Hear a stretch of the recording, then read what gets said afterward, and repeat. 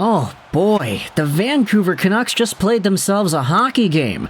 I'm not gonna lie, I wasn't paying attention to this game as much as I probably should have. I had it on in the background as I was guest starring on the Grindline podcast, which is primarily focused around Red Wings topics.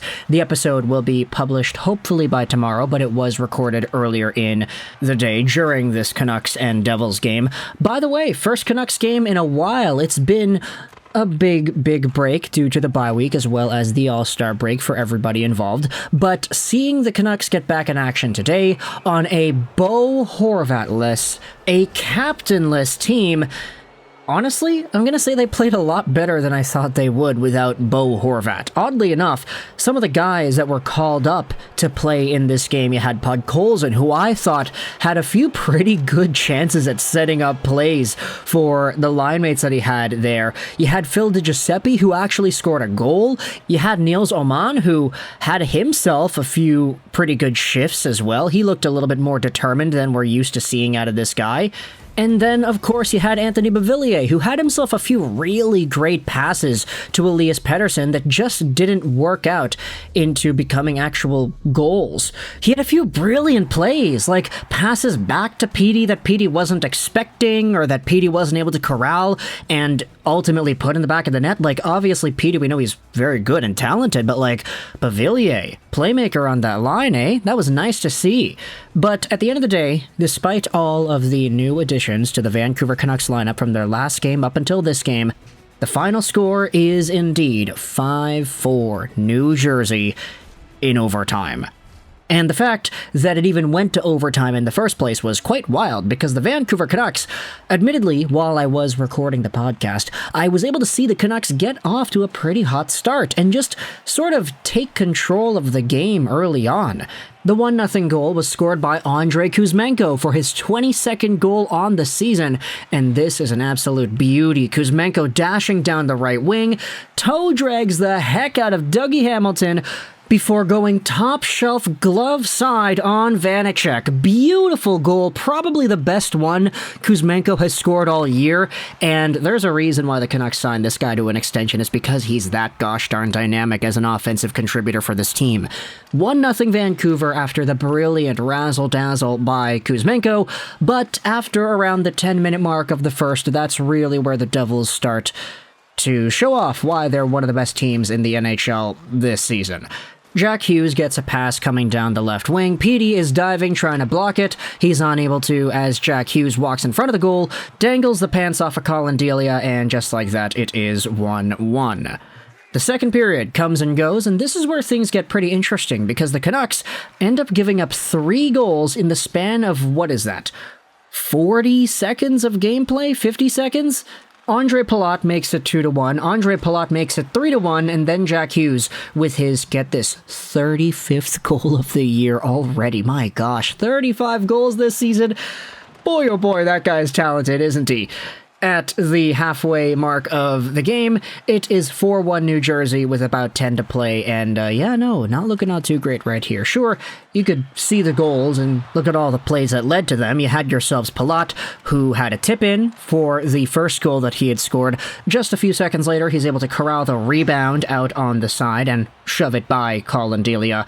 And then, just a few more seconds after that, on the very next face-off, the Devils control the Canucks zone once more, and it's played out to Jack Hughes in the slot, who is pretty much unguarded. It's 4-1 New Jersey.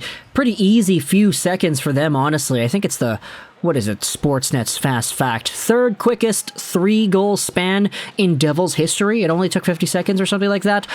Pretty wild that happens against the Vancouver Canucks, first game back from the All-Star break, but the Canucks don't go away. This is where things get kind of wild, as it's Luke Schenn who takes the puck on the right point, 4 minutes left in the second, he takes a drive, and it goes in. It goes by everybody, and it's a 4-2 hockey game. Just a few minutes after that, you had yourselves an odd man rush for the Devils. Palat receives the pass in front, he can't corral it, Delia makes the desperation save, and the Canucks come back on the back check, 30 seconds to go.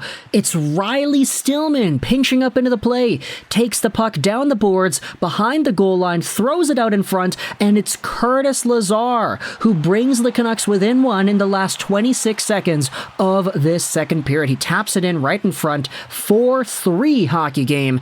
And then things get even more interesting, as in the third period, about 6 minutes in, it's Phil Giuseppe with his first NHL goal in 700 days. Cuts in on the right side, walks into the middle, and just snipes it by Vanecek. No resistance there whatsoever. He had Dries, I think it was going to the net. Had the passing option, but he refused to use it. He just shoots it himself. And with that, it's a 4-4 hockey game. Things continue in a traditional Vancouver-like fashion. You have multiple penalties taken by the Canucks here, and they killed them all off. There was a 5-on-3 inserted in there as well, and the Devils weren't unable to convert on that. But once overtime came, this is where things got really fun, because not only did you have yourselves JT Miller, who got tripped up by Igor Sharangovich and there was no call. You then had a Kuzmenko penalty, which led to the power play wherein the Devils inevitably scored. But in between all of that, you had even more incredible action, back and forth hockey between both of these teams. Odd man rushes, aggressive defensive plays. You had Elias Pettersson, who was trying to set up Andrei Kuzmenko with a backhand pass through the slot for a breakaway, but no, it was Jack Hughes right up on Petey's behind, just taking him out and stealing the puck back. Super aggressive defensive maneuver there by Jack Hughes, but it pays off. You then had Jack Hughes on the breakaway with Quinn Hughes charging right back, trying to disturb his younger brother so he's not able to take the shot, and he's able to do so successfully by bumping Jack just so slightly that Jack is unable to get the puck up and over Delia's pads. Delia, to his credit, made some really great saves in this game. I know he led in 5, but a lot of these plays were, Hughes breakaways, one-timers, tip shots. He had no chance on a few of these goals, but on a lot of the shots that he did save, he made some incredible stops in the process. But by the time the Canucks end up finding themselves on the PK, it was a Kuzmenko hooking penalty that was called, and the Canucks on the penalty kill. You had Miller, you had Myers, and they were not great. Just absolute pylons out there, man. They were just standing, not really doing anything. Schenn was the other guy. He was kind of moving around a little bit, but I don't know. Jack Hughes is able to find Jesper Bratt on the open side. A one-timer goes in, no chance for Delia, and the Canucks on the bench, they looked kind of irate, which they probably had reason to be due to the refereeing and the lack of power plays for Vancouver. The Canucks had 1 power play in this game. The Devils had quite a few more, so interesting to note how that was the case. But either way, on a Bo Horvat-less Vancouver Canucks team, seeing them come out with the step they had and the resolve to be able to bounce back and tie things up 4-4, it's kind of interesting, noting how the leadership of this team was able to step up and the depth of this team stepped up as well. Stillman to Lazar had a goal, Schenn from OEL had a goal, and then of course Giuseppe had the tying goal as well. Aside from that Andrei Kuzmenko beautiful dangle fest on Hamilton and Vanecek, I don't think any of these goals were ones where you could realistically say you would have expected to see out of the Canucks against the Devils team that's been one of the best in the league so far. So at the end of the day, Canucks end up losing again. 1 point out of this one. It's a team tank half victory if you're looking for the Connor Bedard sweepstakes odds. But at the end of the day, my fantasy team is happy because I got Hughes out there. Jack Hughes, by the way, 2 goals and a beautiful assist in overtime. Not to mention, of course, Andrei Kuzmenko, who had himself the goal at the start. Unfortunately for me, Bo Horvat is also on my fantasy team, and that guy didn't get himself anything in that Islanders game against the Flyers. But either way, I still feel pretty happy with today's results. So let me know your thoughts in the comment section below about the Vancouver Canucks game against the New Jersey Devils. They lose 5-4 in overtime. I hope you enjoyed this Vitek Vanecek, and bye.